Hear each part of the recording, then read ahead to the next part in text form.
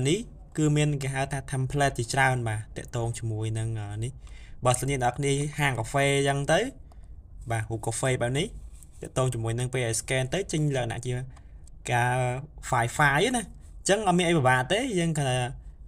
copy record so lại nâng tới đã trâu mắt generate mi màu hay thông ca generate nó cứ dân ai customize bà nhưng khơi dân đấy cần lỡ ấy nắng những ai customize bà hay bây customize bác cái dân ai là sale mà bà sale lại đi nè này đặt ní trong generate QR code តាមបែប style លយអញ្ចឹងណាហើយគ្រាន់តែអ្នកនរគ្នា scan ទៅបង្កើតទៅជា channel បង្កើតទៅជា file ដែលយើងអាចគេហៅថា customize តាមអ្វីដែលយើងចង់បានណាមាន style លយជាច្រើនអញ្ចឹងសម្រាប់វីដេអូនេះគឺខ្ញុំចែកម្លែកតាក់ទងជាមួយនឹងគេហៅថា generator QR code ណាដែលជាទូទៅអ្នកនរគ្នាបាទប្រើប្រាស់ QR code គឺយើងអាច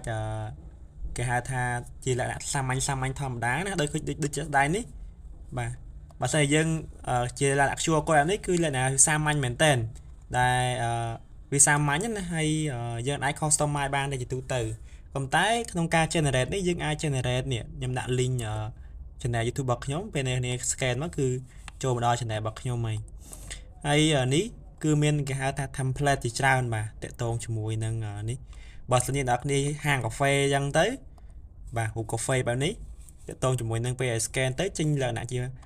ការ file ណាអញ្ចឹងអត់មានអីពិបាកទេយើងគ្រាន់តែនេះ copy ឬក៏អក្សរឡើងហ្នឹងទៅដាក់ចូលមកបាទដាក់ចូលឡើងហ្នឹងមកអញ្ចឹងនិយាយអំពីអីបើ file គឺយើង copy file ចូលមកបាទឧទាហរណ៍ខ្ញុំដាក់លេខកូដ file អញ្ចឹងទៅនៅពេលដែលយើងដាក់អញ្ចឹងហើយគឺយើងអាច generate មានមកហើយក្នុងការ generate ហ្នឹងគឺយើងអាច customize បាទយើងឃើញស្ដាយ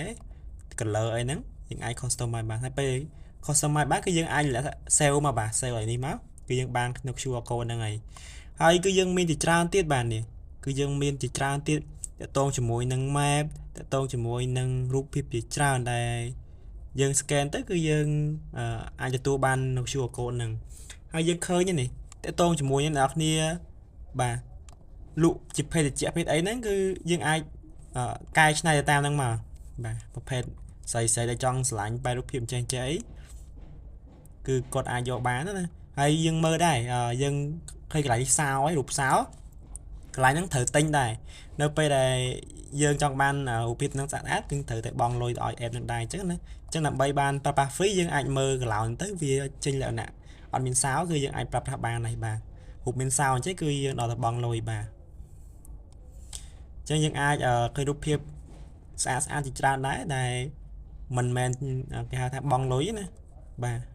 ខ្ញុំផាស link channel របស់ខ្ញុំបាទតែមកខ្ញុំដាក់ខ្ញុំរើសរូបភាពណាមួយបាទដាក់រូបភាពឲ្យនេះចេញនេះមកបាទគឺយើងទទួលបាននៅ QR code មួយហ្នឹងហើយនៅពេលយើង scan ទៅវាចូលដល់ channel របស់ខ្ញុំហើយបាទ channel របស់ខ្ញុំមួយនេះអញ្ចឹងកុំភ្លេចអ្នកនរគ្នាជួយ subscribe នៅ channel របស់ខ្ញុំមួយផងហើយ channel របស់ខ្ញុំតាក់ទងជាមួយនឹងការបង្រៀននៃផ្សេងៗហ្នឹងបាទខ្ញុំនឹងចែកម្លែកនៅក្នុង channel នេះបន្តតែម្ដងបាទវីដេអូរបស់ខ្ញុំក៏ដល់ទីបញ្ចប់ផងដែរអរគុណអ្នកនរគ្នាសម្រាប់ការតាមដាន